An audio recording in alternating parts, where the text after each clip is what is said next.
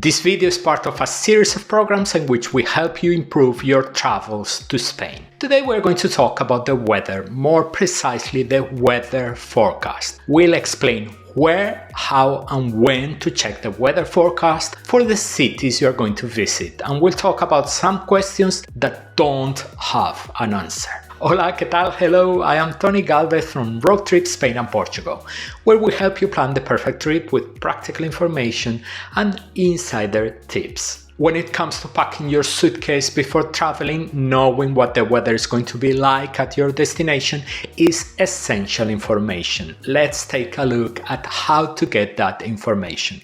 A few days before your trip, go to the AEMET website. You will see the address on the screen now. AEMET is the Spanish Meteorological Office.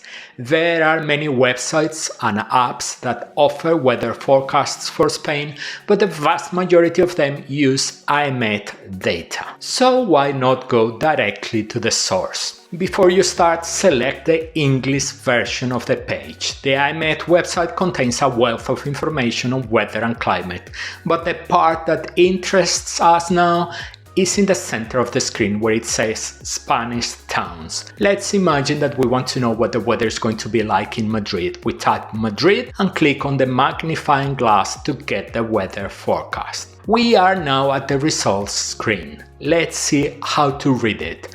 The first line shows the date for which the information below is valid. The second line summarizes the forecast. The third row shows the probability of rain. In the temperature row, you will see the minimum and maximum temperature forecast for that date in Celsius degrees. And don't forget to check the row showing the wind strength, because depending on the intensity of the wind chill factor can be very different. You should repeat the operation for as many cities as you are going to visit.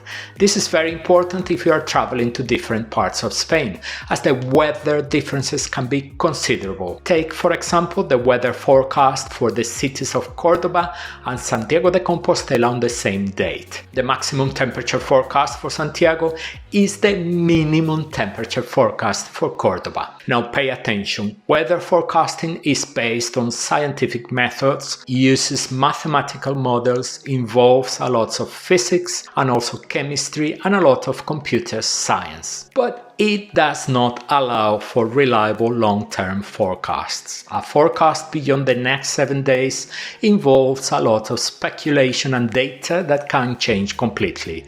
The atmosphere is a very complex system, and there are many variables that can cause conditions to change rapidly in a short period of time. Therefore, the closer you get to the date of the consultation and your trip, the more reliable the forecast will be. So it is no use asking, as many people do, what will the weather be like in this city on my travel date next year? No one, not even NASA, can answer that question. Often what the person asking about the weather in October next year wants to know is what the usual weather is like in the region they are visiting in October.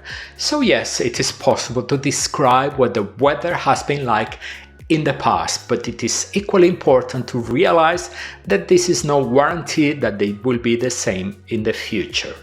As you may be tired of knowing, we are well into a phase of climate change. As a consequence, values that were normal at one time of the year may not be normal now.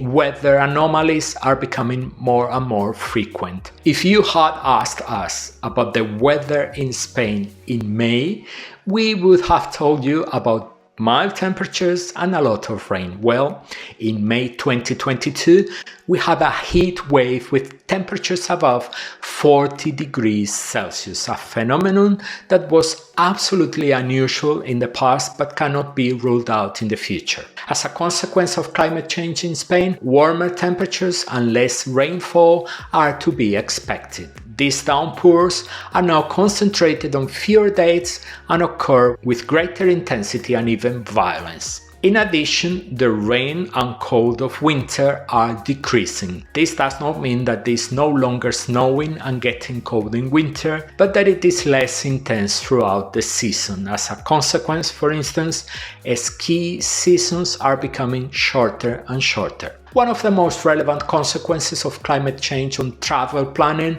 is that it is no longer possible to make guarantees about the future based on what the past has been, apart from assuring that about ideas such as visiting cities like Cordoba or Seville in inland Andalusia during the summer will be even a worse idea.